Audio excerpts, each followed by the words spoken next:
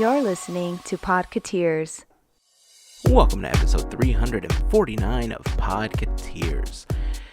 You know, over the course of the last couple of years, we've taken our shot at reimagining sections of Disneyland and California Adventure. This week, we decided to take on our biggest challenge yet and design our own theme parks.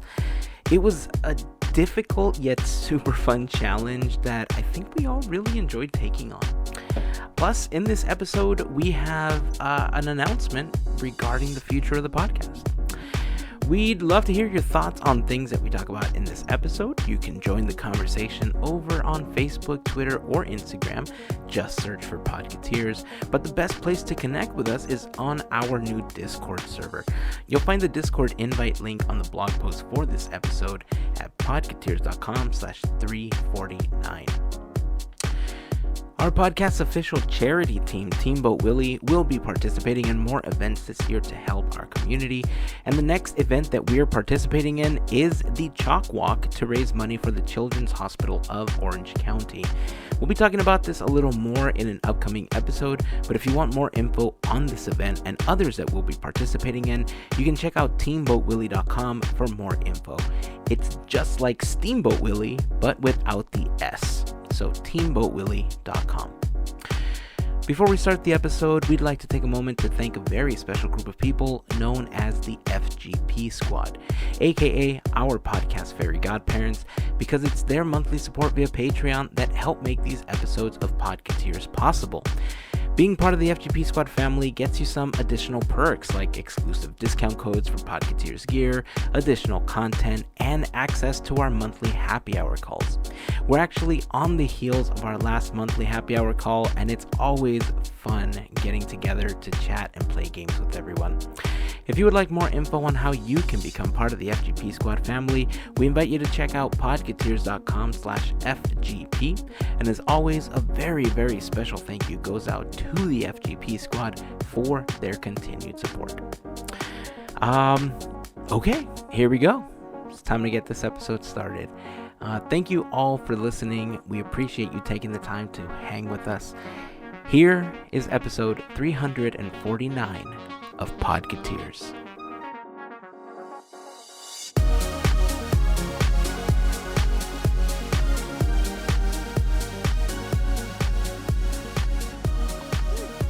How are we looking? We are rolling. Look at that. Look at that. It's good. Yes. Yes. It is good. I'm not, sports, but it's good. How's it going? Good. It's going. Yeah? You know, just another year of pandemic. I know. I think with everything that's been going on and, having received the vaccine, that light at the end of the tunnel for all of this is just getting brighter and brighter. I do feel like we take, 4 steps forward and then 5 steps back at times because of how people decide they want to maneuver around what's happening. But you know what? I want to be positive about this ending soon. I want to be able to meet up with friends and family, hopefully by the summer. Realistically, it's probably going to be in the fall when we can finally do that super safely. But hey, light at the end of the tunnel, right? That's true. That's true. All right. So this episode is something that we talked about some time ago. As you know, one of our favorite things to do has been Armchair Imagineering different sections of the park. And in this episode, we decided to take on building a park. So here in California, obviously we have Disneyland proper and we have California Adventure. But in our heads, we've always wondered, what would a third gate look like for Disneyland? Now, I don't know if I speak for either of you, but, using the roller coaster tycoon methods that I tend to use sometimes, a lot of my ideas may not be practical, but damn it, I like them. Yeah, I think we're going to have a lot of that throughout this episode because we are definitely in blue sky territory with this discussion. The idea of coming up with an entirely new park is, it's kind of next level from what we've done in the past. And Melissa and I were chatting before this, and it's kind of cool because we don't have to worry about stepping on any toes and like removing things or tearing things down or changing beloved things. This is like a blank slate. And so I think because of that, we're going to come with some big ideas here, and some of them may just be purely in the realm of dreams, but that's fine. That's what we love. Yeah. Right. And I don't know if you decided to build all new attractions or if you based your ideas on simply the land of how this new park will be structured. But originally, I just thought of attractions, and I know that in conversations we were texting back and forth. I didn't know if we were going to approach this the way that we did the Haunted Mansion episode, where we all just kind of took turns, Imagineering as we went through. But like you said, right now, there's nothing for us to change. Like, this is a brand new thing for us. So I went back and I tried my best to cluster things in sections that I would like to see. I also tried to go back to some of the other episodes that we've done, and I pulled some of the ideas that I really liked, and I thought, okay, this idea would not, like, really wouldn't work at Disneyland because there's just no space, right? They were big ideas that we threw out. And so I decided to pull some of those into this episode because I just think if we're on a blank slate, why not go big? Right? So I'll try to call out the ones from the episodes that I pulled. That way, if you're new to the podcast and you haven't had an opportunity to listen to the Armchair Imagineering episodes, you can actually head over to podketeers.com, and up in the menu section, there is a menu set for all of the Armchair Imagineering episodes. So you can go there, listen to all of them. And I'll point out the ideas for which one they were. But yeah, I'm pretty excited about this episode. Totally, yeah. So how do we want to start this? Because, I mean, are we just going to, one at a time, just go through our ideas list? Because, I mean, what other way is there to do it, right? We don't have a set land, like, plan or layout that we're working with. What I did was I pretend, if I were to be walking into a park, what would I expect or what would I like to see? So I'm kind of like just imagining how it would look like. I don't have really like rides, but it's more like atmosphere.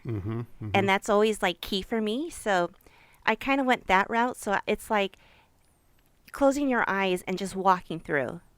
That's pretty much what I did. Yeah, I mean, mine is probably similar, but probably halfway between the way you and Heyzen approached it. I definitely did bring back some of my favorite Armchair Imagineering ideas to incorporate them or even expand on them since I've got more room to work.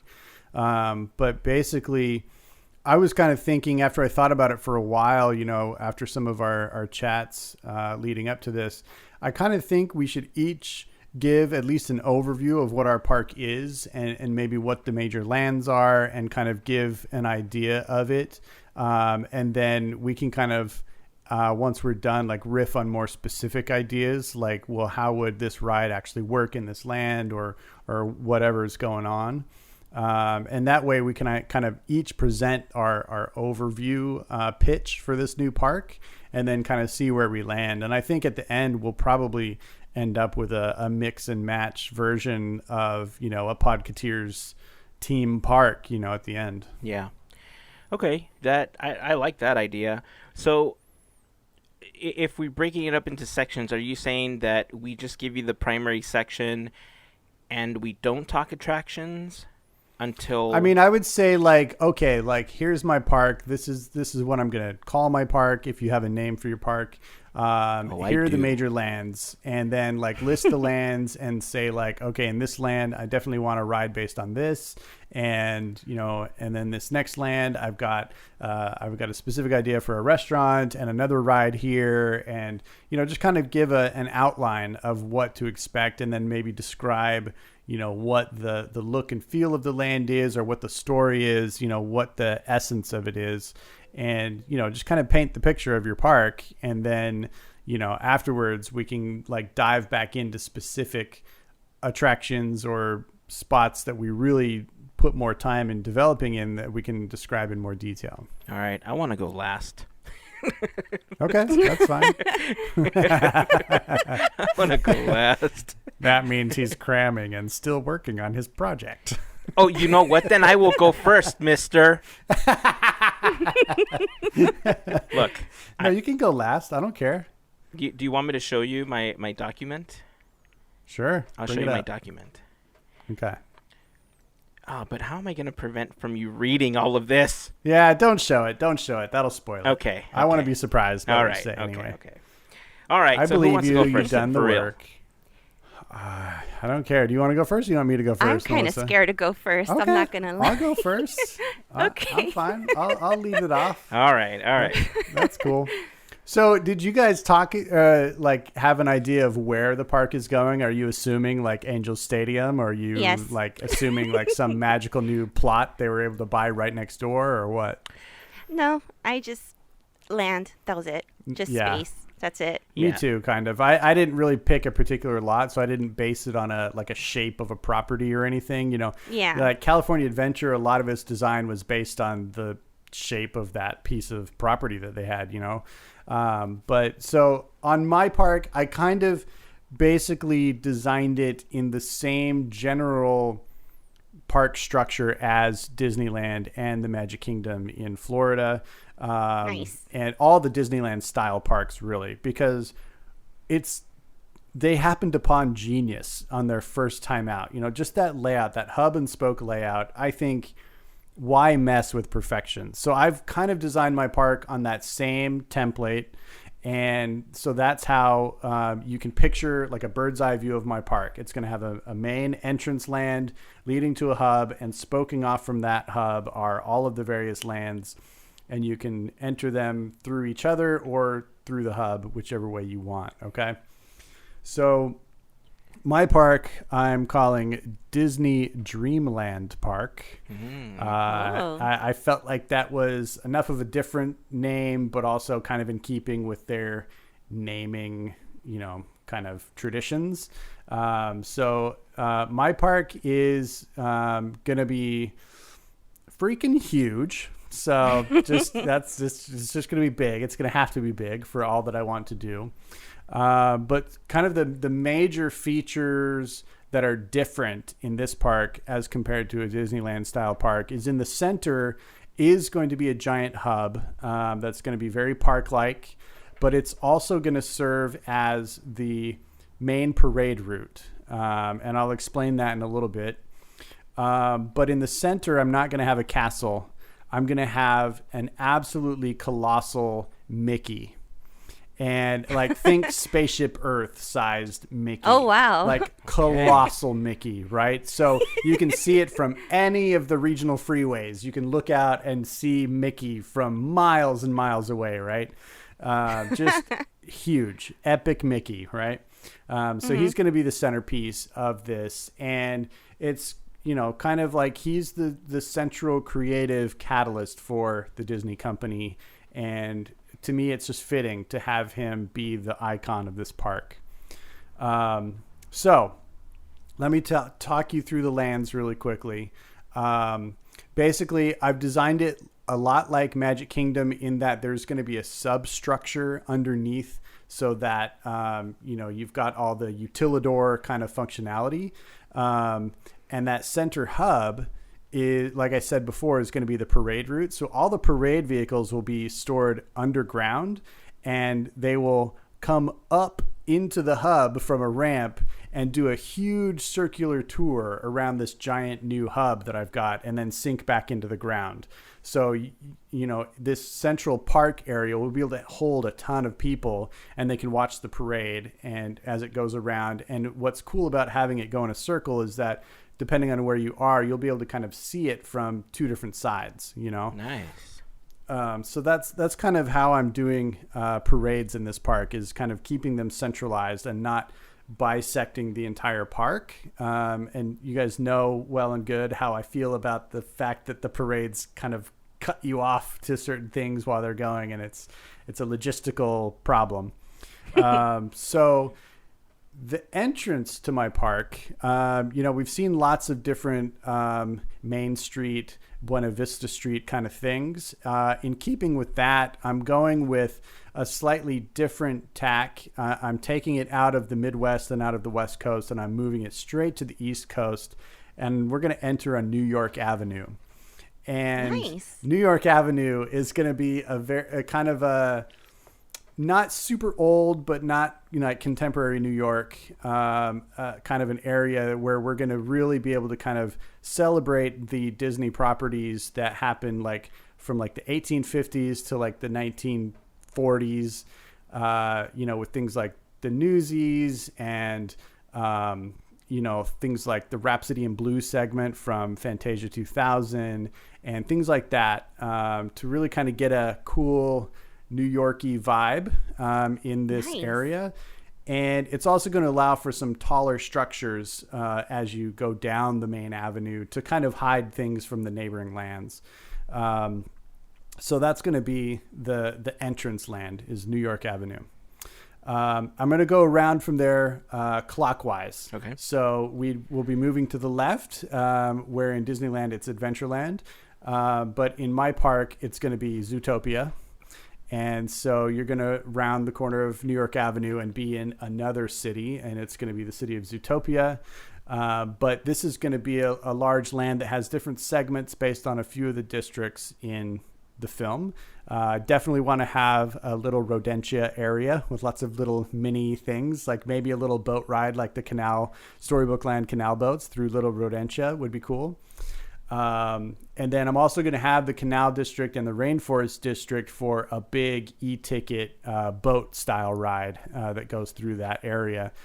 So lots of water and lots of that kind of thing in this Zootopia area. Moving further around the wheel, the next land that this is going to bleed into is going to be Lion King themed, and I'm calling it the Pride Land. Nice. And so you're going to segue into the Serengeti, and obviously the big key structure in this area is going to be Pride Rock itself. I'm going to have a Hakuna Matata jungle area with another boat ride. I'm going to have an elephant graveyard with a roller coaster type thrill ride. And definitely in this area, I kind of want to have a lot of the kind of kiddie rides for the youngsters, and have, like in and around Pride Rock is going to be kind of a Redwood Creek Challenge kind of area, like explorer area where kids can climb on rocks and like do like caves like they do on Tom Sawyer's Island and things like that. Nice. And like all over Pride Rock, so they'll kind of get that whole experience. So that's what that land is. And then the Serengeti is going to bleed into the desert, and we're going to have Agrabah as the next land. Nice. So we're going to have a whole Aladdin themed area. You're going to have the Agrabah market. You're going to have the palace, which is going to be a fancy sit down restaurant. You're going to be able to visit the Genie's Oasis.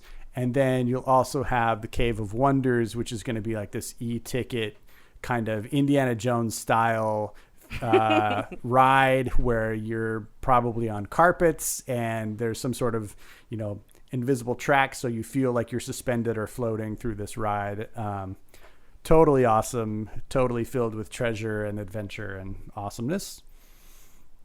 And so then you're going to transition around the hub to like the top of the hub where currently Fantasyland is in Disneyland, right?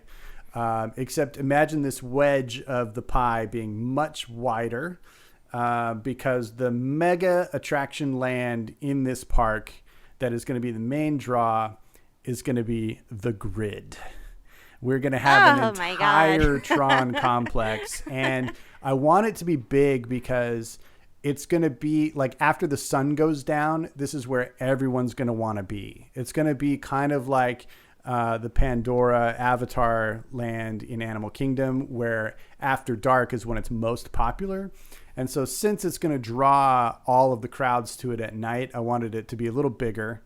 Also because I wanted to have some pretty expansive e-ticket attractions. Most notably, I want a light cycle attraction that's not necessarily a coaster, but something, similar to that, but where you're actually racing on the grid.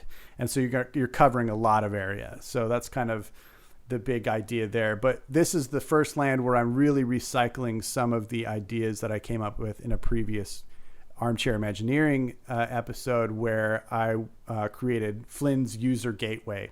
So all of those concepts are going to be applied here, but on a grander scale, because this is going to be much bigger than just a section of Tomorrowland. Obviously, we're going to have the End of the Line Club, which is like a fancy, awesome sit-down restaurant, kind of like Carthay Circle, but in the future or in the computer world that this is set in. Spoiler alert. Yeah. I liked your idea of Flynn's user gateway so much that it makes an appearance in one of my lands. Nice. That's awesome. It was one of my favorite times that we did Armchair Imagineering, for sure. Okay, so the grid land is going to be the one land in this whole park that doesn't kind of blend or like easy transition into the neighboring lands. So there's going to be some sort of a berm around this land of some sort. If you're on the Agrabah side, there's probably going to be some like mountains and sand dunes that block the grid from your view. And on the neighboring land on the other side, there will be things that kind of impede that view, because it doesn't really blend one to the other like all of the other lands do. It's going to be its own thing. But that's fine. I kind of want it to stand alone anyway. So moving around, there's 2 more lands. I've got 7 lands total. The next land is something that I've talked about ad nauseum on this show as well. And that is, we are finally going to have Halloween Town. It's going to have its own land. We're going to have all of the iconic structures from the film, around the town center. We're going to definitely have Jack's house. We're going to have Dr. Finkelstein's lab, which is going to be another cool restaurant where there's going to be all kinds of weird, creepy food. And then I want to have a dark ride in Oogie's hideout that is just going to be a black light, fluorescent colored bonanza of awesome. And I want that to happen so bad. Nice. From You and I both. Yeah. From Halloween Town, kind of the forest of Halloween Town is going to blend into another forested land called Merry Old England. And in this land, I'm also definitely reusing some things from before. The segment of this land that is closest to the hub is going to be Cherry Tree Lane, with all of the Mary Poppins magic. And I definitely want to have a Jolly Holiday attraction. In my concept on our previous Imagineering episode, I had this as a VR experience. But I would really love to expand on that and make it a physical dark ride where you get to board a carousel horse and take off through this cartoon land. I'm kind of picturing it a little bit like the technology that they're using in Mickey's Runaway Railway with the 2.5D, so like you feel like you're in a cartoon. So that's kind of what I would do there. I'm going to have a great mouse detective attraction in this land. It's going to be called Escape Big Ben, and it's going to be set around that climactic scene where they're all in the gears of Big Ben and he's trying to escape Ratigan, and it's going to be awesome. Nice. And then we're also going to represent 101 Dalmatians in this segment, and then the wooded area that is kind of the transition area between Halloween Town and this English land is going to be the 100-acre wood. Because I don't really feel like Pooh has ever been given his due. We need to give Pooh the due. I really want a fully themed 100-acre wood, with all of those beloved characters, and maybe elevate a Winnie the Pooh attraction to, what I would say is the same level as like an Alice in Wonderland or a Peter Pan, really, really good. I think there are parts of the Winnie the Pooh attractions that are pretty good, but I don't feel like they're on the same level as some of their best dark rides. And I would really love to kind of reinvent that attraction in a grander, more beautiful, more fully baked way. So then Merry Old England transitions back to New York Avenue. And there's one last major feature of this park that I want to discuss. I'm not doing a train around the exterior borders of this park. No, I'm not. How dare you? But I am doing a subway. Oh, okay. And I'll tell you why. Nice. Because I didn't want the train to ruin or throw off the theme of any land that it was going through, right? So a steam engine wouldn't make a whole lot of sense going through Agrabah or through the grid, so I didn't really want to have to worry about that idea. And I also wanted this ride to be an attraction with things to look at. So I'm making it subterranean. So you're going to have a subway stop in New York Avenue, and you're going to go down and get on the subway. It's going to be totally cool. And this thing is going to snake around through the park, and you'll have exits. It's going to stop in each land, but it's not going to expose itself to each land. You'll pop up out of a stairwell into the land, and that stairwell will be themed. So it's not going to break that illusion, right, from the outside. But in every single land is a brand new, fully animated diorama with all kinds of magic that you're going to see along the way. So if you do the full circle tour, you'll get all these great stories told along the way. So there's 7 lands and 7 diorama stories that I want to create. So they are in, and I haven't figured out all like the exact order that I would put them in, but these are the ones that I would love to do. We're going to do Hades in the underworld. Sweet. We're going to do nice. More Tron. We're going to do the grid 1.0 and 1.2. So it's going to be like a transition from, original Tron to Tron Legacy. And you're just going to see this sci-fi eye candy wonderland in front of you. We're going to go under the sea with Pinocchio, Jiminy Cricket, and Monstro. Cool. So an awesome like underwater Pinocchio scene. I want to do Colors of the Wind from Pocahontas, and we're going to visit the Land of the Dead from Coco, and nice. We're going to do 20,000 Leagues Under the Sea, and then probably transition that right into Atlantis.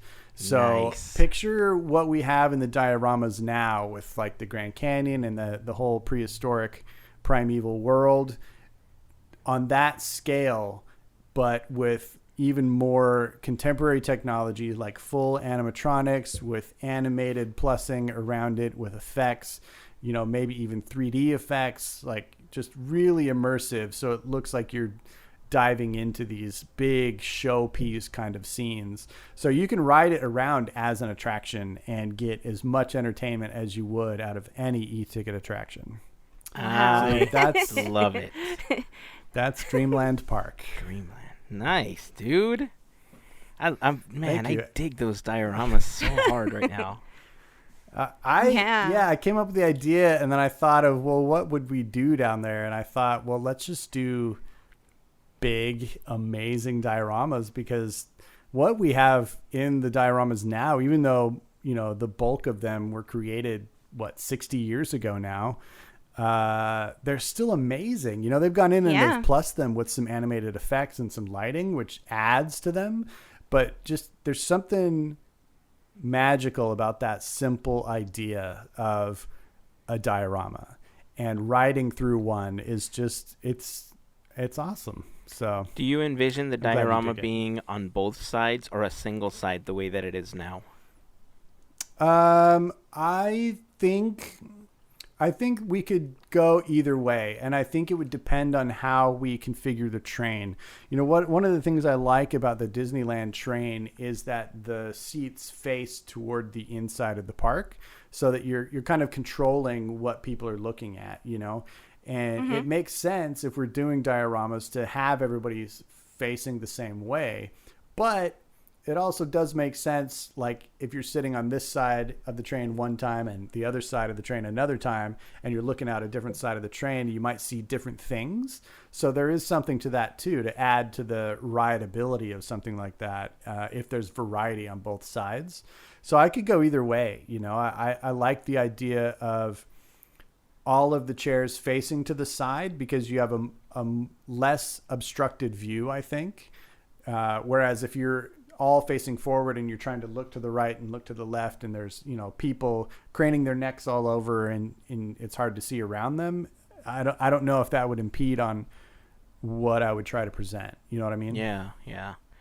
I get where you're coming from on that one. I could definitely go either way, though. I think there's merits to both ideas. Yeah.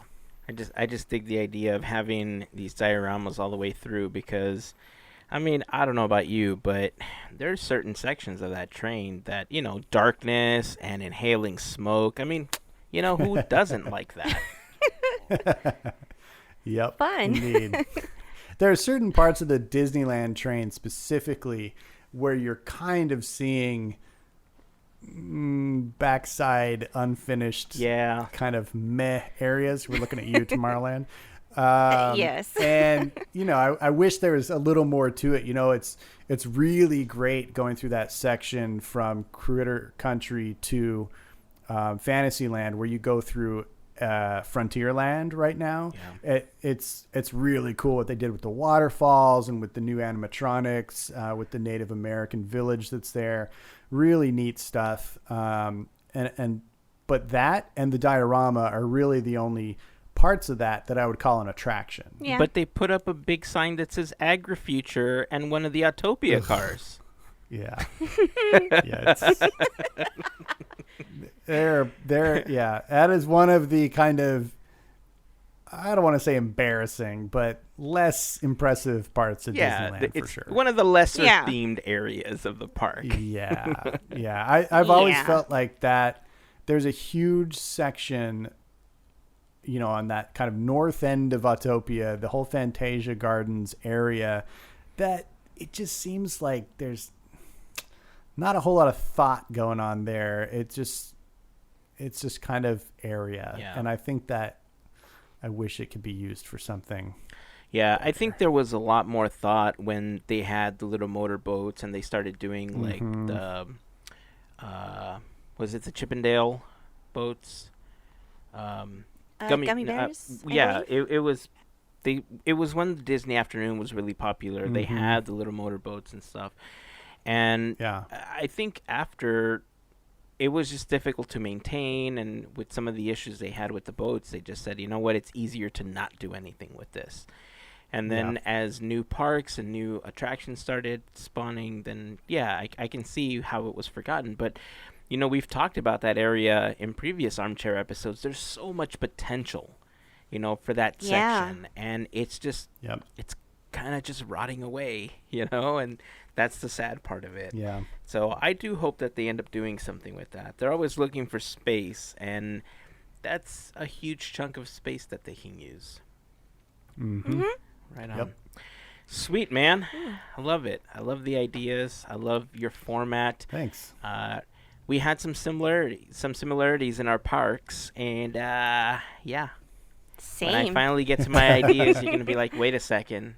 All right, Mel.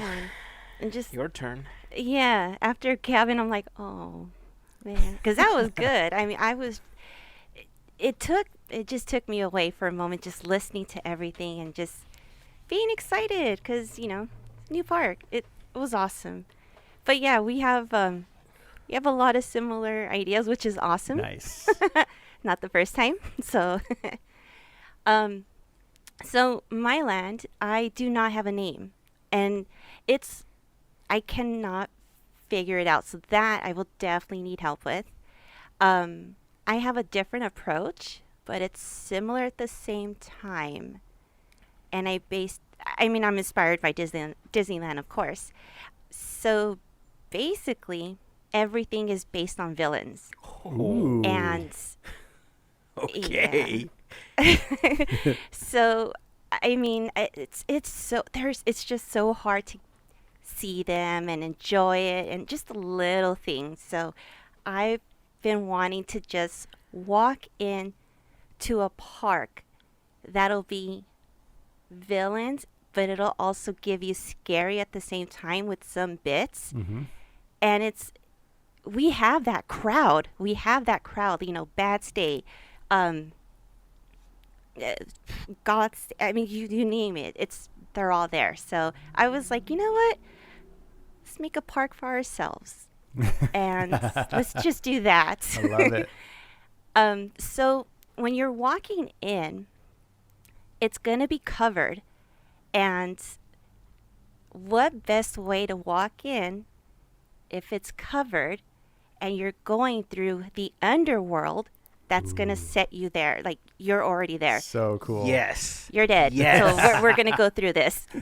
And so you have I was thinking back where Hercules is walking towards Hades, and you have the Sea of the Dead, and you have like the caves and whatnot. Like, that's, if I were to see Main Street, that would be it. Nice. Like, you would just see caves, and you just see, like, you hear like I cannot think of something right now, but let's just say we see some of the monsters from Hercules, from the underworld. Nice.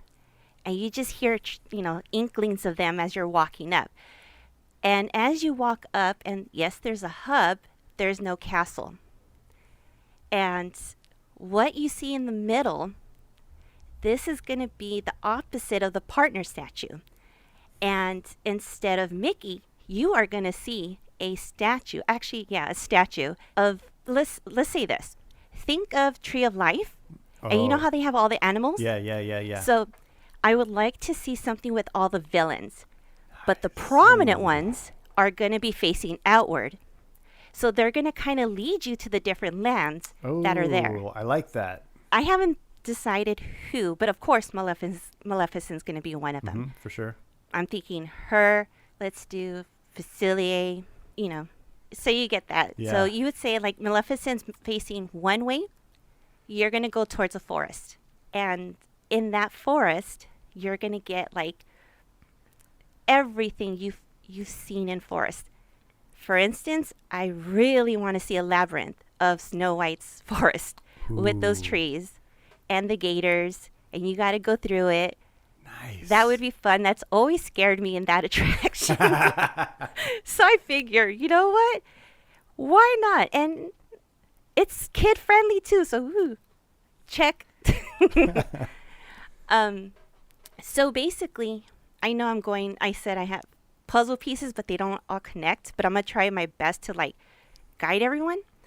So in the forest, of course, there's that. And then I kind of wanted to transition to different elements. So we're talking earth, wind, fire, water. And so if we were to start forest, and it kind of goes into bayou. Okay. And then bayou, you would have Facilier and whatnot. And then after that, it'll lead you to Ursula. So we're in the water. Nice. And you're going to go into her grotto. You're going to see those little things as she like transforms all the mer people and everything.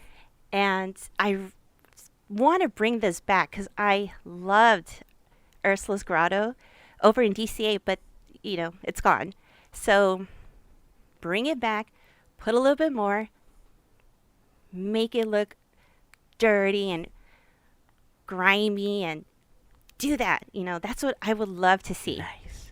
And then, so you're going to continue, there's water, and you keep going. You're going to come out of water on back to land. And I would love to see Peru represented. Let's bring Yzma and Kronk.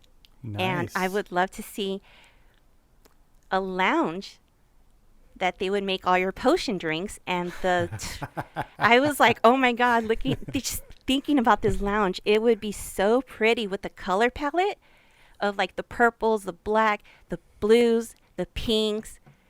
and then have it glowing. You would have your potion and spinach puffs, whatever. So that kind of stuff.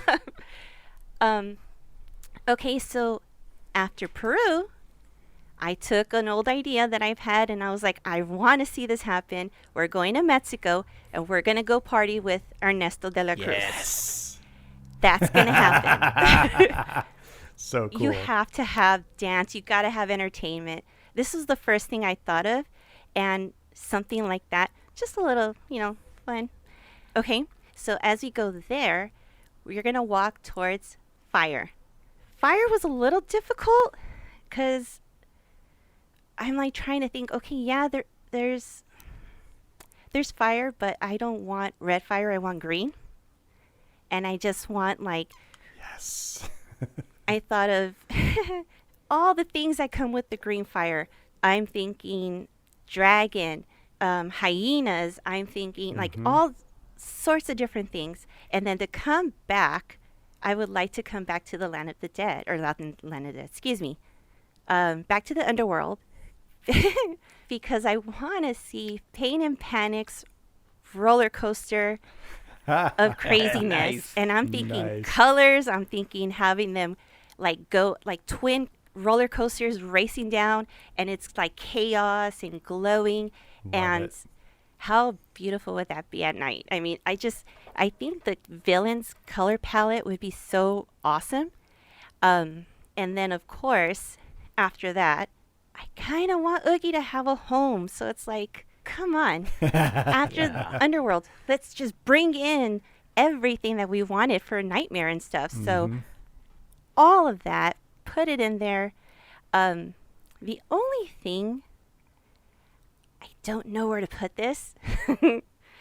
It's totally random. But I didn't get a chance to share this on the Haunted Mansion armchair we were doing. I would love to see a Haunted Mansion themed restroom with purple toilet paper. Oh, nice. I would never use it. I take my own. No, but in a way, it's just really cutesy and stuff. It'll be like the sporks in Star Wars land. They'll be gone first day, and you'll never see them again. Oh, man. But imagine going to a restroom like that where it's unfortunately, it's going to be dim lit, but you have that and you could hear ghosts. Mm-hmm.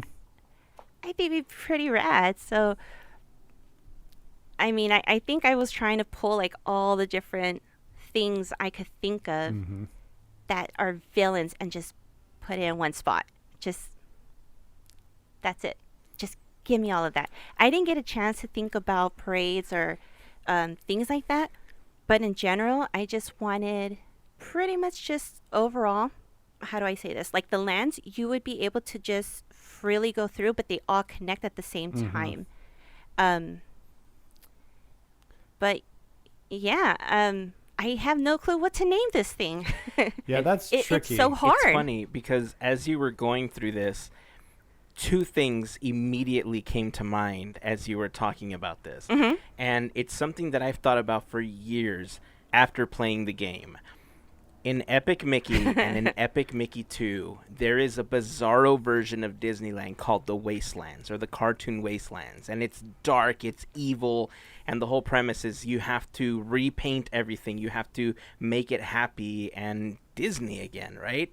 So as you were talking about this, I'm like, this is the live version of the Wasteland. This is amazing.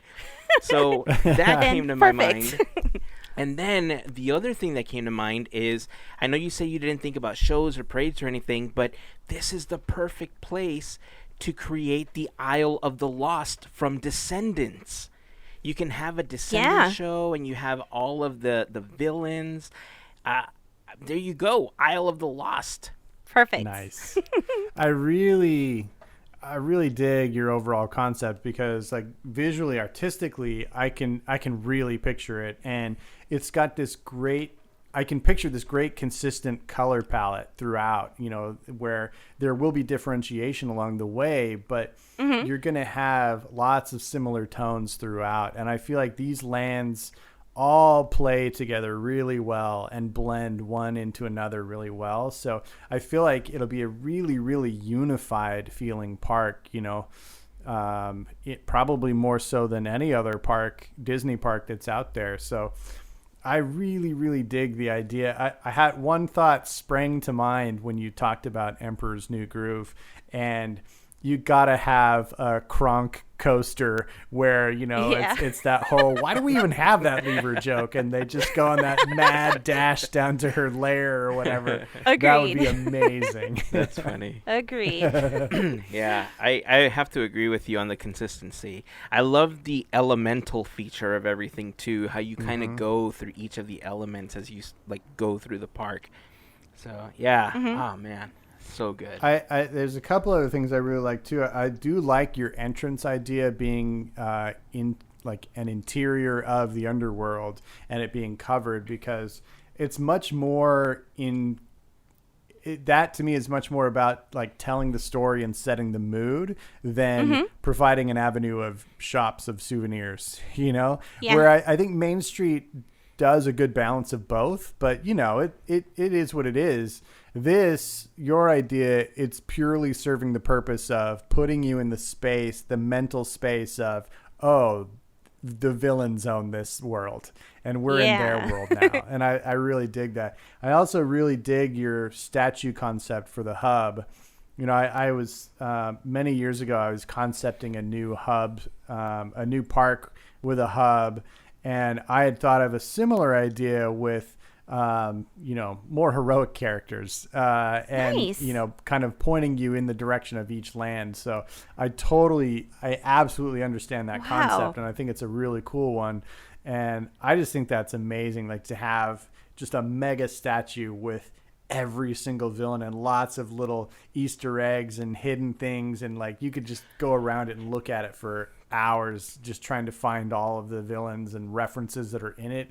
But then you've got your big iconic ones like pointing the way to their land, like casting a spell or like gesturing with a big staff or whatever is their, accessory of choice. Like I can see Jafar with his snake staff like reaching out, and pointing you towards, some crazy land. I love it. I think that would be a really fun park. And I feel like the other thing that I can kind of picture about your park, or at least the feeling I got from it, is very much like the things that we see crop up in the fall with the haunted houses and with the haunted mazes and, with haunted experiences. I feel like this park will be filled with experiences, and maybe more so than even attractions. I love the idea of that sleeping or Snow White labyrinth through the forest. I could see several other of those villains and their properties lending themselves to walk through labyrinth style or maze style experiences. And I think that would be a year-round delight. I think it'd be amazing. Yeah. And, the great thing about having like the centerpiece as your villain's tree, and like what Gavin was saying, if you added the additional statues of the villains and stuff like that pointing to their lands, you kind of have a built-in show, kind of like the Castle Light show that they have, once it gets dark at the park. You can have the smoke coming up. You can, hear Night on Witch Mountain playing in the background. You can hear all of the villains, casting their spells and stuff. Like, so you kind of have this built-in show right in the center of your park. I didn't even think of that. Yeah. Nice. Absolutely. Yep. It could be kind of like when Oogie Boogie kicks off at DCA for the Halloween time. You hear his voice and the lights come on and like lightning crashes and it could be awesome every single night like that. I hope Disney is listening. You can even get it to start from the opening, like where you enter the park, where Hades is the one doing kicking the whole thing off. And just everything on the sides lights up with blue fire, and it scrolls all the way down, and then it surrounds the hub, and then the tree goes up. You know what I mean? Oh my God. Yes. All of it. I love it. I got sign off. I got kind of tingly. Do it again.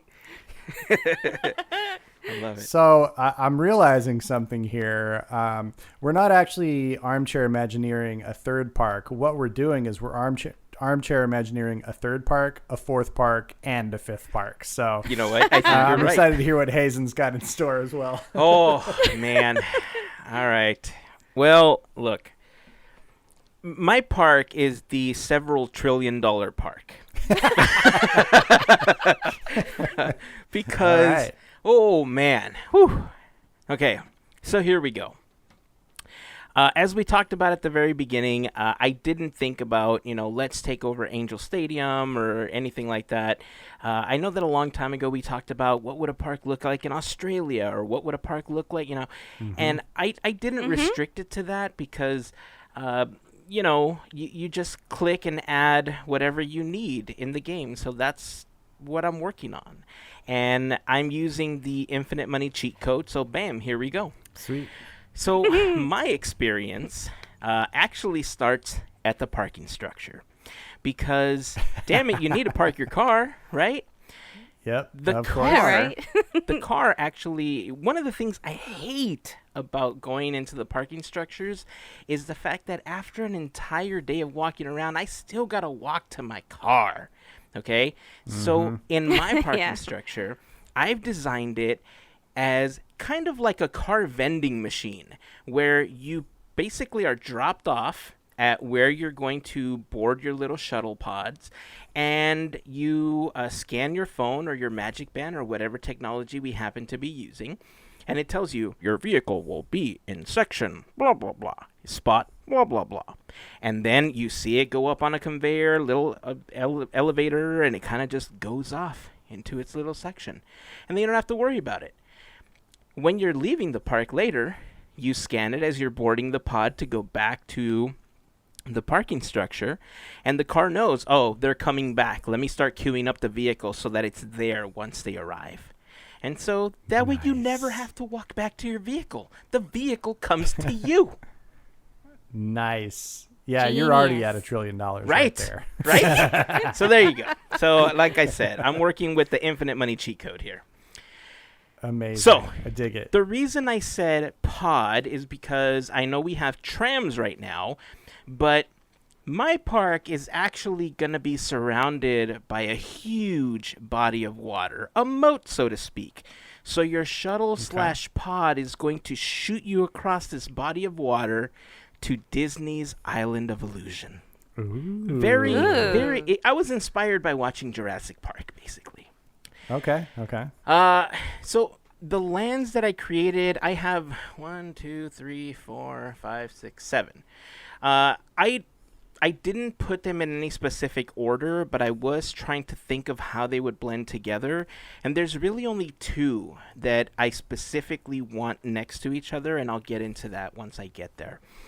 But the reason my eyes lit up when you were talking about not having a Main Street but having a New York is because that's actually what I was going to start as my Main Street.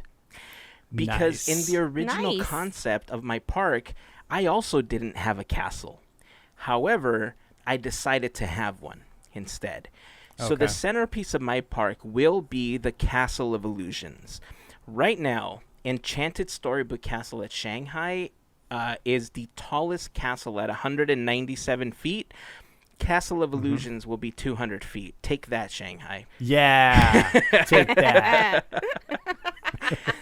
Instead of having a Walt and Mickey statue as part of the hub, I want Mickey and Oswald together because I think Oswald is so much a part of the Disney story, and I know that there's sections and these subsets of people that kind of know that, the whole story, it all started with Mouse, but it really started with a rabbit, and like I want to acknowledge Oswald a lot more than he currently is acknowledged in the parks right now. So I want Oswald there. The castle itself, where Fantasyland would sit in Disneyland proper, in episode 257, where we Armchair Imagineered Fantasyland, I came up with this castle courtyard idea where there's an underground attraction that goes through each of the different stories: Cinderella, Snow White, Moana, Frozen. If you haven't had a chance to listen to it, go back and listen to all of our Armchair Imagineering episodes. We had some awesome ideas all the way through the series. But this entire courtyard, since we don't have to move anything, it would just all be built.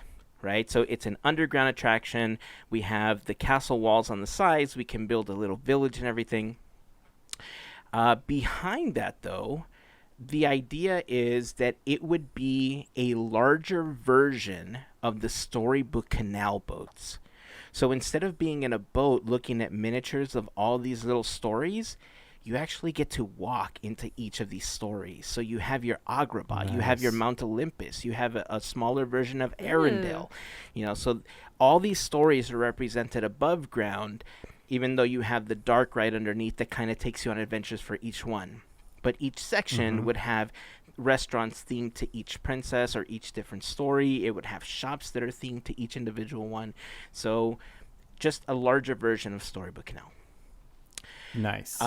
I would also like a section, I'm pulling from the Critter Country Armchair Imagineering episodes, because I really want a forest meet and greet with Pete and like an invisible Elliot that somehow we make appear in the forest once you call, for Elliot, once you meet Pete. So I would love to see like that story represented. Now, would you do original Pete or new Pete? No, original Pete. Original Elliot or new No, Elliot? original. Okay. I would go original. Okay. Sweet. I would also, because we have this little town set up, I would have a train, but it wouldn't go around the entire park. It would only go around this small Storybook Canal live version that we have, and it would be a Casey Jr. scale version of the Disneyland railroad trains. So you would have like the E.P. Ripley and stuff like that, but you're riding around just this section of what I'm calling not Fantasyland. I'm calling it the Storybook Courtyard. Okay. Ooh. Okay, so the next section of my park is a section that I want to call Port Pixar. Port Pixar, I want you to imagine as Epcot's World Showcase, but with lands from the Pixar universe. It's pretty much... So a better version of Pixar Exactly. Pier. It was what I would have wanted Pixar Pier to be, right? Yes. So as you go around Port Pixar, you can walk into this huge land, and I mean like Cars Land scale version of Santa Cecilia. And you would have the bridge show that we talked about with Mama Imelda, and, I give you my blessing. And then the marigolds turn on once the sun goes down, and there's, da-da-da, you hear Miguel's guitar, and everything lights up in the city, and it just turns to the city of the dead at night, because why wouldn't it with all of that light, right? Yeah. If you keep going around the port, you end up in Monstropolis. And so you can, interact with different sized monsters. You get to meet, Mike and Sully. You get to meet Boo. You interact with Randall. You might, end up with a 2319 and the CDC coming over and spraying you with with their vacuum. It's like a squirt gun basically, but they're kind of spraying you with mist because, you have a sock. So they're trying to make sure that everything is cool. If you keep walking through Port Pixar, you end up in Metroville, and you see the Incredibles fighting all of the droids that they're fighting inside of the film. Keep walking around, and I kind of want to bring back an old favorite. You end up in Ant Island, also known as Bugs Land at California Adventure. Yes. Wow. So they need to make it like Ant Island, though. Yeah, so that's the thing. Like Bugs Land was, cool. very small, and it was, just specific for the land. Like I wanted to be Ant Island. Yes. Keep walking through, and you end up in San Francisco. So you have their version of the Lucky Cat Cafe. You get to interact with Baymax. You see Baymax flying across the sky at night with Hero, kind of like you do Tinkerbell and Dumbo as part of the fireworks shows. But the one difference is that in San Francisco, for the first time ever, we get to see Baymax as his dragon form, which we haven't seen in the films up to now. Gotcha. Only in the comics. Yeah. Keep walking around and you see a mini version of Radiator Springs. I'm imagining this one as kind of the subset that you drive down before you actually get to Radiator Springs, with a tiny little theater for Mater's tales. And you just see Mater telling you all of his stories, and all of the adventures that him and his best friend Lightning McQueen always go on. I like it. Keep walking through and you end up in a small section of New York. But not just general New York, you end up in a cutesy animated version of New York with sets based on Seoul. There's going to be different restaurants with actual New York-style pizza. I know people from Chicago will be like, our pizza's better. I don't care. I like Chicago-style pizza. But you need authentic New York-style pizza, and you need a larger restaurant/jazz club based on the half note. That way you have live jazz playing and you can just sit down and relax, have yourself a drink, enjoy some music, maybe grab some appetizers or something. I think it'll be awesome. Totally. Yeah. Keep walking a little further and you end up in New Mushroomton. Yes! Ooh. And you have this entire section for the characters of Onward. Because there you'll be able to meet the characters. You'll be able to see Guinevere in person, sit in Guinevere, rev it up a little bit. I think it's a really cool addition and a way to round out the section I'm calling Port Pixar. Dig it. Can I interject real quick? Of course. Because people will probably comment on it. Big Hero 6 was not Pixar. But I know. Look, I don't care. It fits. I mean, it works. I know. I love it. I wouldn't take away Severin Sokyo. I know it's Disney animation. Look, there's a lot of things in there that probably don't belong, and I wanted to sneak it in just because I like it so damn much. But Umbrella. I just know you'll get that Umbrella. that internet person that's like, actually, Yeah. that's not Pixar. Well, if anybody does that, I'm putting it in there anyway. I don't care. Yeah, it's all good. I love it. But who's to Maybe say we're call going it to be maybe wrong? call it Pixel Port because it's all CG animated stuff. Ooh. We'll get It's an there. idea. We'll get there. Sorry, I didn't mean to sidetrack you or No, derail you. but I Keep like going. it, though. Okay, so the next section of my park is Muppet Land. In Muppet Land, I want to have a Muppets on Stage theater show. And it'll be a variety show with the exact same stage that they had on the original Muppet Show. But I wanted to mix in elements from Muppets Now because I think Muppets Now has a lot of potential. I just think the execution is weird because old fans of the Muppets want to see the old Muppets, which is why people are so excited that it's, coming to Disney Plus. And new fans of the Muppets are like, cool, So I want this Muppets on Stage show to have the element of like, hey guys, we're getting ready to live stream now, get on stage, blah, blah, blah. But then each show brings you a different Disney film acted out by the Muppets. So maybe one day that you go see it, the Muppets are acting out Aladdin. Maybe another day they're acting out Lion King. Another day, Beauty and the Beast. And so they have all of these different stage shows that they're putting on for this live stream of the Muppet Show. The other thing is I want to start bringing in old and new artists and have these cameos of these artists inside of the vignettes or as just musical acts the same way that the Muppet Show used to be. So it'll just be this huge, beautiful theater to resemble the old Muppet Show stage. I love it. For the kids, Yeah. we're going to have some Muppet Babies Live, very similar to the Disney Junior stage show that they have at California Adventure, but it's all Muppet Babies based with cameos from their pals from Disney Junior. Nice. Aw. Another attraction that I want in this section, I'm calling the Great Muppet Ride. And it's a take on the Great Movie Ride that used to exist at Hollywood Studios. I love it. I want this version of this attraction to have some Jungle Cruise-like elements to it where the person that's giving you the tour is very much like a Jungle Cruise skipper and they're kind of playing into the part. But there's also an interactive portion to it. So as you kind of play along with the story whenever there's a pivotal scene from one of the Muppet movies. So the entire attraction is scenes from the different Muppet movies that we know. So Muppets Take Manhattan, the regular Muppets movie, Muppet Treasure Island, like you name it. Like they're all represented inside of the Great Muppet Ride. Nice. Is the skipper or the skipper equivalent in this, is that going to be a Muppet?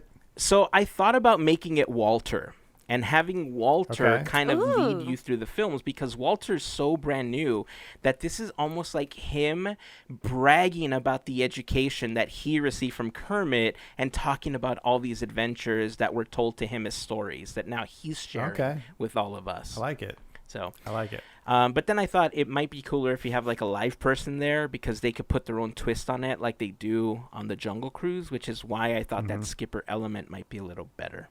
So it's a set script, but you know, each skipper makes it their own, and I figured they could do the same thing here.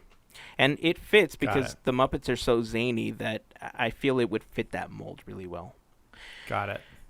The next section of my park, very simply put in 2 words, Gravity Falls. I was waiting. A ton of trees.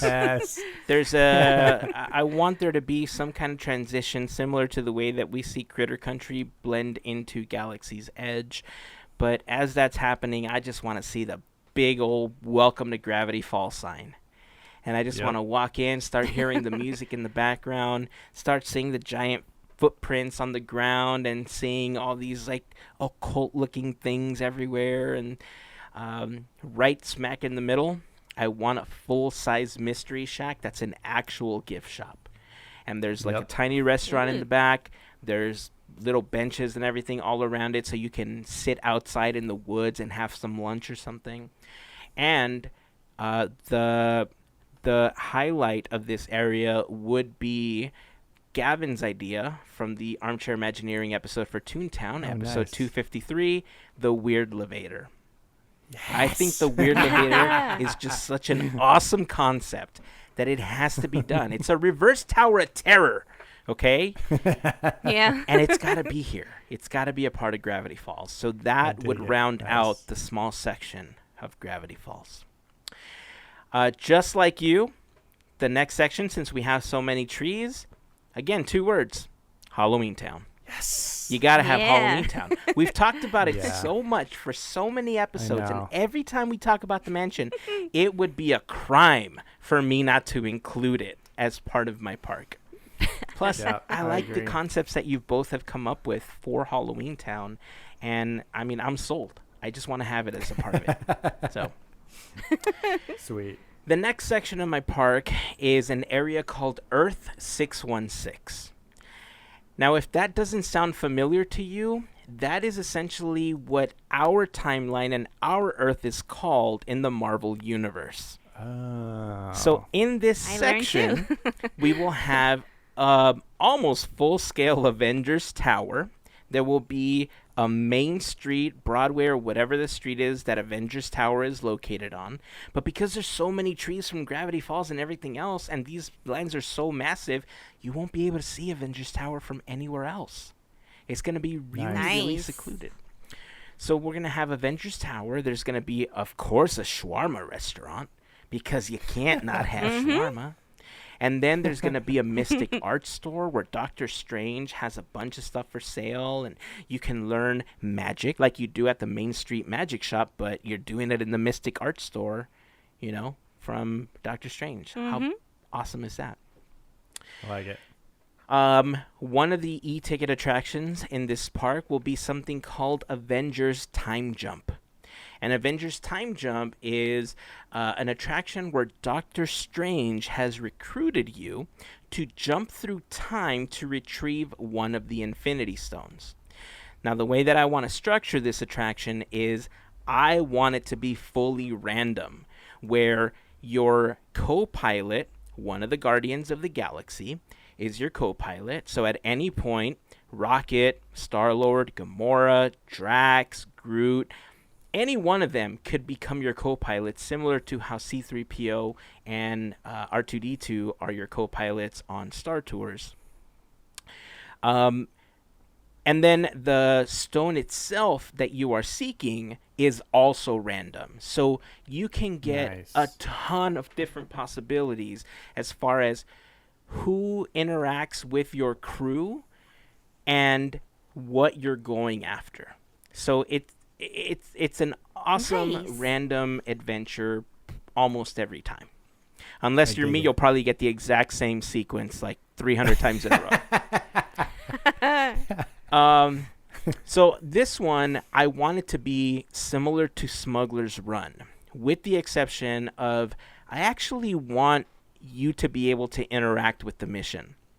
So Smuggler's Run, when you're in the cockpit of the Millennium Falcon, you have 6 people that are supposedly doing things to interact with the ship and somehow allowing you to complete this mission.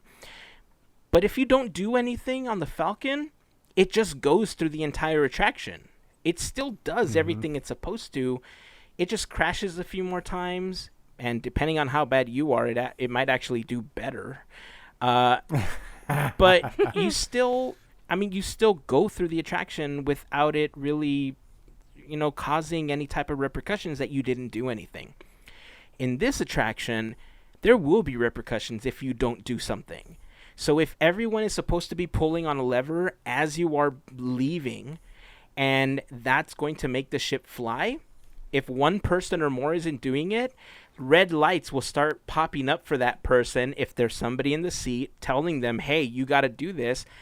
And if not, your ship just goes on a different mission that has nothing to do with the stone that you're searching for, and it ends sooner than other people's ride does. Ooh.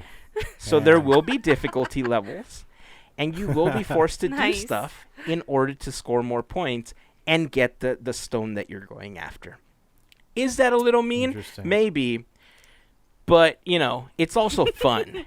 So yeah, I can see some people shying away from it because of that, and some people being mean when some other guest ruins their experience, Yeah. So I thought about that as well. I would be afraid of that, but I like the concept. So I thought about that as well. And I figured that if somebody's on your crew that isn't a part of your crew and they may hinder the experience for you, maybe the cast members that are controlling it can handicap one of the seats so that it doesn't count towards the attraction points. Or maybe you have a child that doesn't necessarily know what they're doing and they may not control it properly. The cast member can say, okay, well, only 5 of the seats are going to be active. Like the lights and everything will go on, but their control won't do anything. So it's literally a live action video game is what you're going to be playing. Gotcha. The other, another show that I want in this park will be a part of Earth 616, and that is the X Institute. And this is my take on Xavier's School for Gifted Youngsters. So I want this to be in a giant 300-degree theater called Cerebro. And it's going to be very similar to the Jedi Training Academy, where children are encouraged to come up and have their abilities blossom on stage as they're being taught how to control their mutant abilities. And so it starts with a message from Professor X, and one of his advanced students, like, I don't know, Cyclops or somebody else comes out, and he starts teaching the kids how to unleash their abilities, and there's all sorts of effects in the theater, and they have these things that they wheel out. It's like, okay, there's that vase of flowers. Concentrate your power and see if you can make it levitate. And the kid concentrates really hard, and that vase begins to levitate in front of everyone in the crowd. So nice. I imagine this, again, to be very similar to the Jedi Training Academy, but with a lot more smoke and mirrors to make the kids feel like, oh my God, I'm an X-Men now. And then, of course, at the end, the teacher says, because you haven't mastered your abilities yet, they will only work inside of Cerebro. So if you try that, when you get home, it may not function until you get full control of your powers. And that way, if kids go home and they're like, but the guy said I had the ability, they're not crying to their kids, because the parents can be like, but remember, he said it would only work in Cerebro.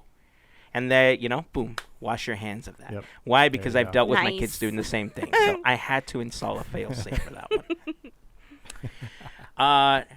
The final section of my park is very similar to what we currently call Tomorrowland. But as you know, there's a lot of problems with something called Tomorrowland because it's technically Yesterland in most cases, and that angers a lot of people. So considering that a lot of Disney's future is currently in the digital space, I'm calling this section the Disney Plus Pavilion. And in this section, I'm basically taking the tomorrow out of Tomorrowland. I want to have in the center a lush garden with a reimagined Fantasia Sorcerer Mickey fountain that we talked about from DCA. I think I posted that on my Instagram account recently, with a little mini water and light show similar to World of Color, but that's central to that little Fantasia Gardens like section of the Disney Plus Pavilion. I'm bringing back Flynn's Arcade. And the reason I'm bringing back Flynn's Arcade is because, yes, I also want a Tron coaster of some sort in this. And the Enter the Grid the Enter the Grid coaster would be at the forefront of what I would want as a Tron attraction in this area. Nice. I would also have a Wall-E Escape from the Axiom attraction, which I've talked about before. Because one, I just love that film, and two, it would be awesome to have the damn Axiom inside of a Disney park. Yeah. For the first time ever, except for Halloween time, because they've actually been there for Halloween, we would have an attraction based on Kingdom Hearts. You would actually wield a Keyblade, and you would go around different sections from the game and help Sora succeed through a dark ride. Nice. I would also have the Mickey and the Roadster Racers attraction that I talked about in the Mickey's Toontown Armchair Imagineering episode. Now, I talked about how this would be very similar to Mario Kart in live action. I'm very well aware that Universal heard my idea, and they were like, we should do Mario Kart for Mario Kart, and we should put it in this like Super Nintendo world that we're building. And I was like, cool, bro, thanks. Where's my check? And they were like, it's Mario, you don't get a check. Stick to Disney, bro. And I was like, all right, whatever. And I still think that something like this would work instead of having like an Autopia-style attraction, because you could still, you're virtually tossing out Dole Whips and pretzels to attack your other racers, and it's just a giant Mickey version of Mario Kart, and I think that would be awesome.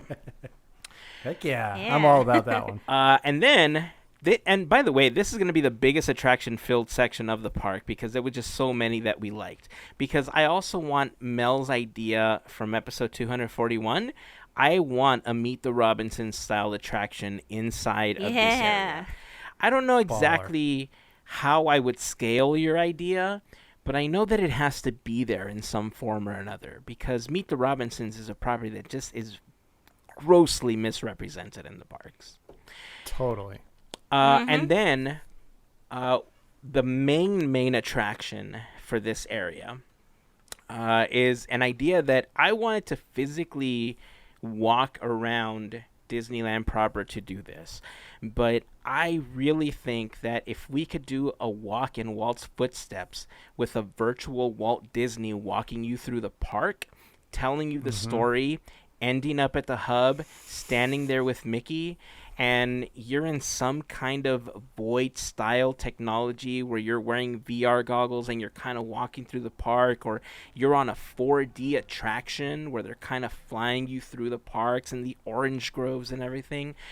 I think this would be the place to do it, because if we can't do it at Disneyland proper, the Disney Plus Pavilion should have it. So that is Disney's Island of Illusion. I super dig it. And yes, trillions of dollars, but worth every penny. I know that Disney brass is like, cool. What is he saying? How dare he spend all our money? I love it. I think it's funny that we both had a New York entrance. I wouldn't have guessed that anybody would have also had New York on the entryway. Well, it's funny because when I started concepting out this park, I really concentrated on the Avengers. Like, I really, really want a full-blown Avengers theme park. But a full-blown Avengers theme park may not work because it's too niche, and you need to have a variety of other Disney properties in order for it to be any types of profitable. And with all the trillions of dollars that I'm spending, like, we got to make up some of that money back, you know? Yeah. And so originally I thought, well, maybe you're walking down New York and instead of a castle, you see Avengers Tower. And at the top, you see the Iron Man suits just kind of like rocketing and flying around Avengers Tower. Nice. And I thought, that's cool, but it's not Disney enough, right? Like, it has to be more Disney-centric. And that's kind of where building the Castle of Illusions and beating Shanghai's, castle height and everything started to come into play.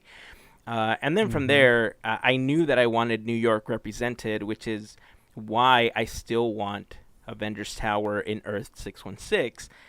But then the other thing that I ran into was, like, I want New York in there because of soul. Like, it's so great to have that, in like in this park, that I wanted that jazz music and I wanted soul represented somehow.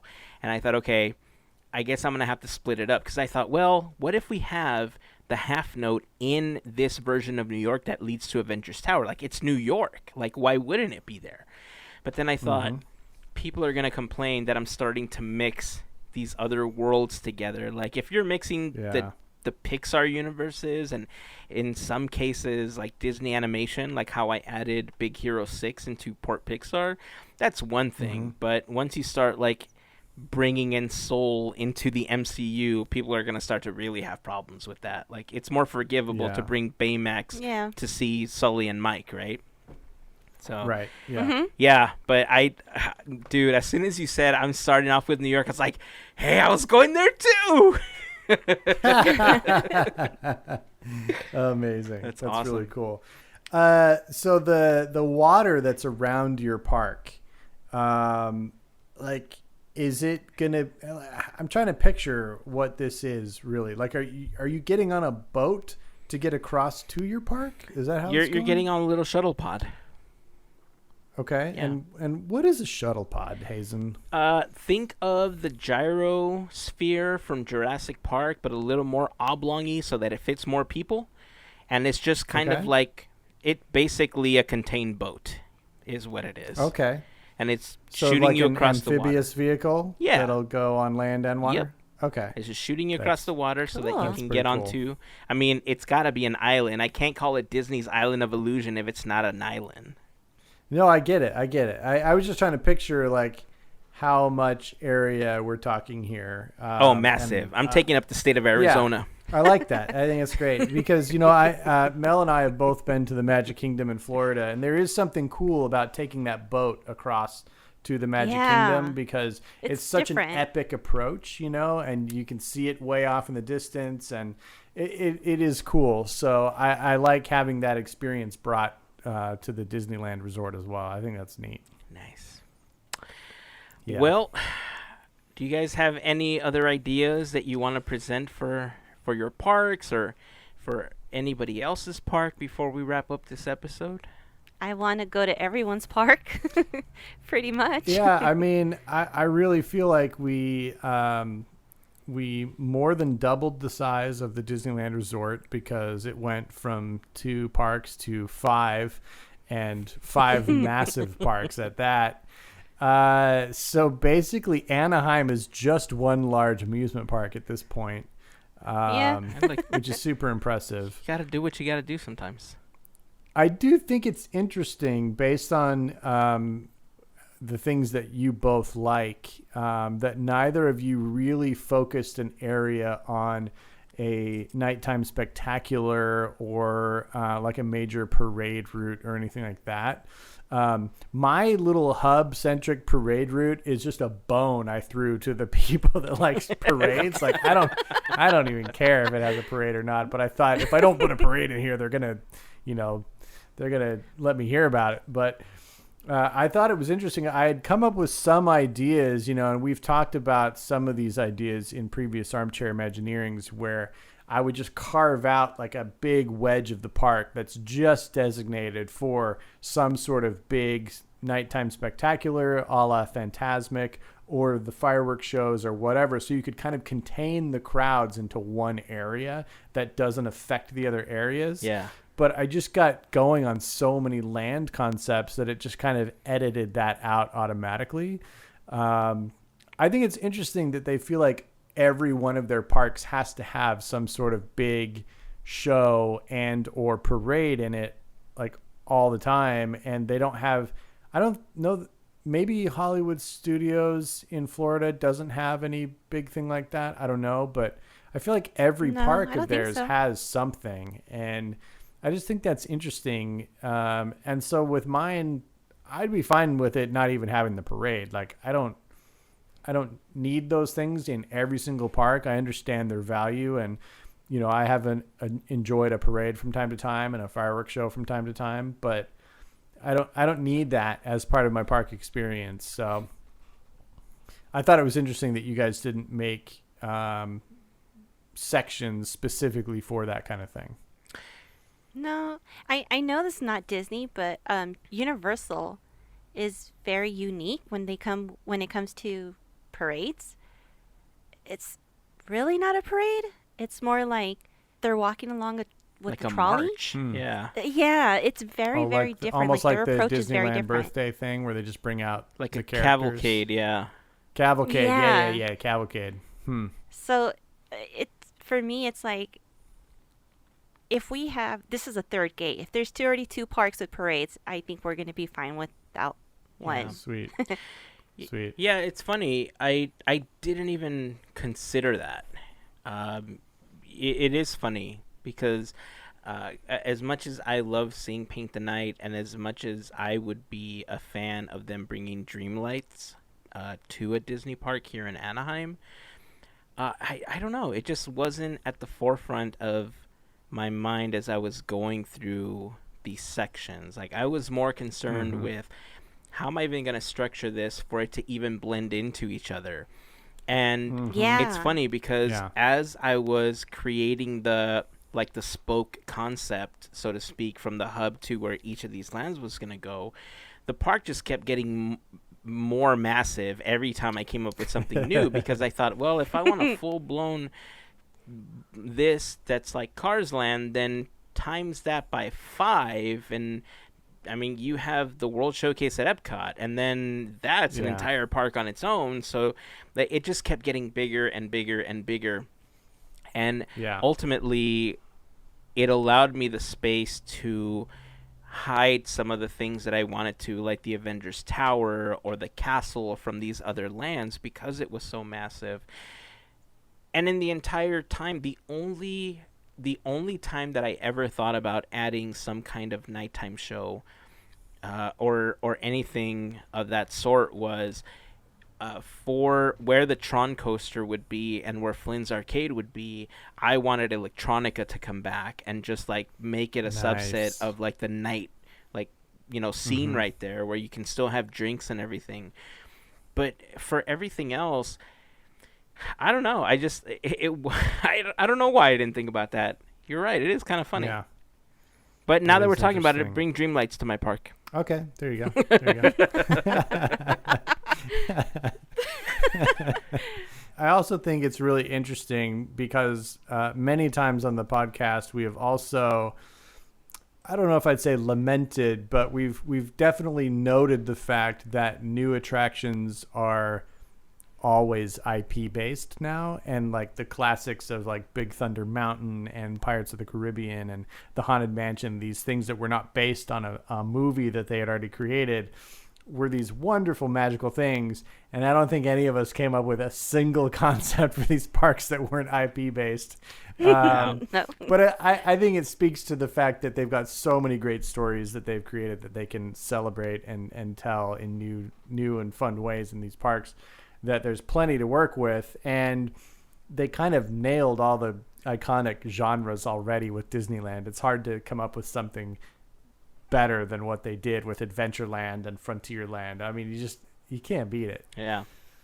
No, it's true. Yep. Man. You're right, Mal. I just want to go to everybody's park now. I'm feeling I it. want to try that car vending machine. Right. Yeah. I mean, look, it would save space. It would save time. Yep. It would Yeah. make getting into your vehicle so much easier. I mean, Disney, give it a shot. Especially, yeah, after a full day, you don't want to That's walk what I'm back. saying. That was smart. That's what Yeah. I'm saying. All right. Well, that is going to wrap up this Armchair Imagineering episode. I think it's been quite a ride. You know, Armchair Imagineering, all these sections of the park. Hey, exactly. Hey, all right. You know, Armchair Imagineering, different sections of the park. It's hard for me to imagine what I would want to see at other parks, right? Like, Armchair Imagineering, Disneyland, and California Adventure is one thing because I've been to those parks and I'm familiar with them. I know where, you know, some of the bottlenecks are, what I would change, what would make me happy. And I know you feel the same way too. The only difference is you've been to Walt Disney World, so you have a little more park experience than I do. But none of us have ever been to any of the other parks overseas. So Armchair Imagineering, those parks would be difficult because we've never experienced them. And hopefully one day we can revisit Armchair Imagineering, but with different parks. Because I think it would just be super cool to get an opportunity to do that. But, Oh, heck yeah. you know, taking all these ideas and, you know, creating a third park, I mean, now I have to figure out a way to make this happen. I have to do, like, this whole pitch and make drawings and, you know, build out the park that, you know, we're going to sit over the lost weekend for, I guess we're going to have to call it Podketeers Park. I don't know. We'll just take all of our good ideas and just make it one massive park. Yeah. So, Gavin, get some coffee ready, man. We're going to just lose a weekend. Big piece of paper. Yep. And then I'll roll it up and take it on the train to New York to try to get funding for it.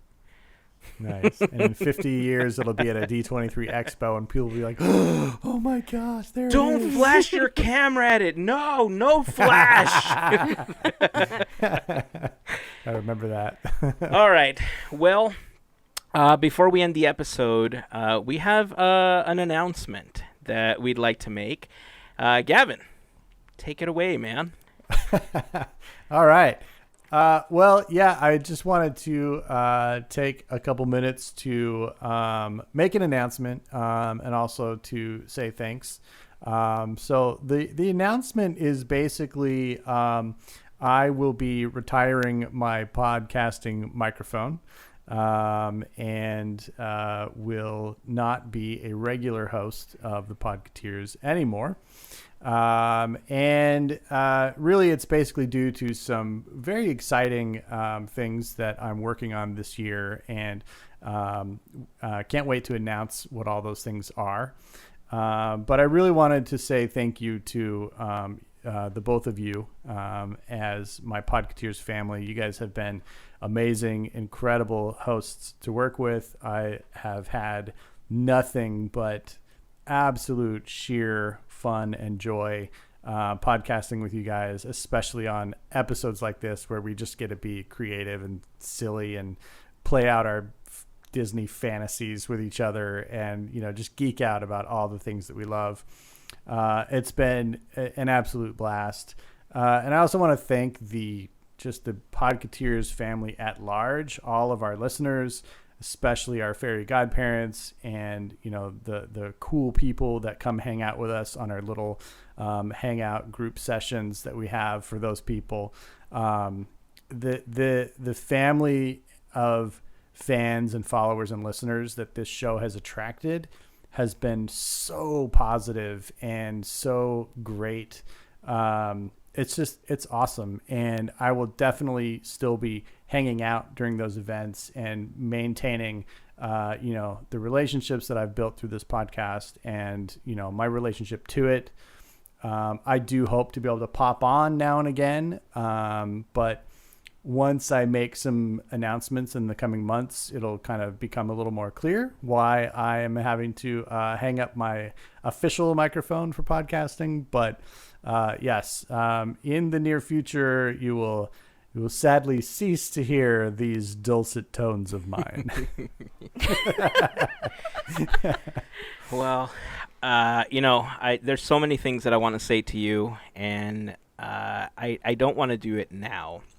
You've been such a huge part of the podcast, and you've made such a difference for the podcast, and you're always gonna be welcome here. You're part of the Podketeers family, and I think I want to do a goodbye episode. And I don't want to call it goodbye. Sweet. Because in reality, we're still gonna talk. We're still gonna be friends, and you're still gonna be a part of my life. I'm gonna be part of your life, just not recording on a weekly basis the way that we have been.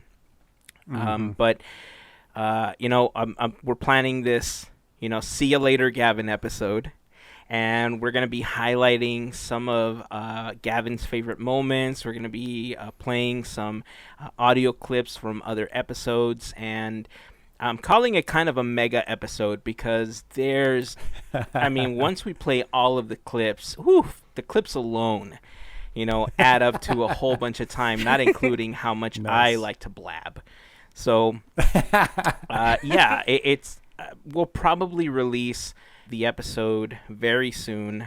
We're going to be recording that soon, and then I'll probably release 2 versions of it. The release version will have just smaller clips or shorter clips, for full release, and then for the FGP Squad, we'll release the entire mega episode with the full clips, that we talk about. Nice. That way, in case they want to hear everything, it'll be available to them. So, yeah. Again, so many things I want to say to you, but just not yet. Not yet. Gotcha.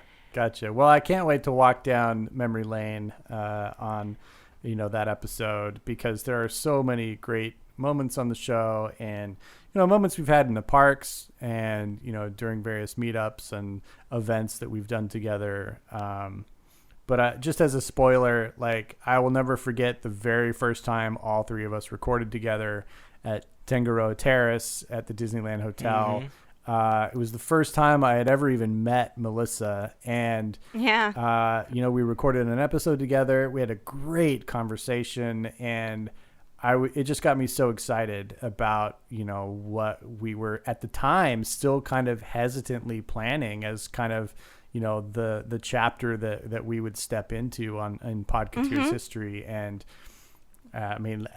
like they say, the rest was history. It's just been a fun, seamless, awesome experience ever since then.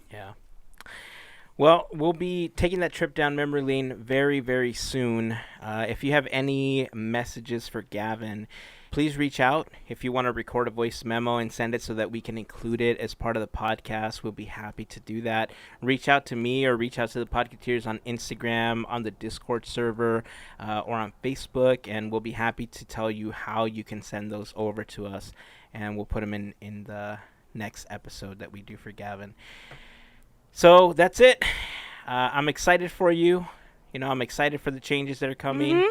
I'm gonna miss you, that you're not gonna be here every week, but it's okay. We've talked about this before, and I'll talk about it in the next episode again, that podcasting is a revolving door. I see it a lot like the parks, and I see it as the Imagineers that build the parks, and the Imagineers leave, and they occasionally come back to do consulting or whatever. Tony Baxter's retired what? How many times, and he keeps coming back for more, right? So it's the same thing. Right. Anybody that's ever taken the time to help out on the podcast, I've always appreciated so much. And yeah. So I'll talk more about that in the next episode, but I'm going to start crying, so, I'm just going to stop now. All right, so that's going to wrap up this Armchair Imagineering episode. If you have any thoughts on anything that we talked about, any of our ideas, join the conversation over on Instagram, Facebook, Twitter, or on the Discord server. If you haven't joined us on Discord, make sure that you head over to podketeers.com. You'll see the invite there or in the blog post for this episode. It's a small community that we've started building there, but man, it's so fun. I love talking to all of the people that have become members of the Discord server, and I can't wait till we have an opportunity to just hang out with everyone again in person once we're able to safely go back to the parks. Definitely. That's going to wrap it up for this episode. So until next time, keep dreaming, keep moving forward, and always remember to pass on the magic. Have a fantastic week, everyone. Bye. Major look.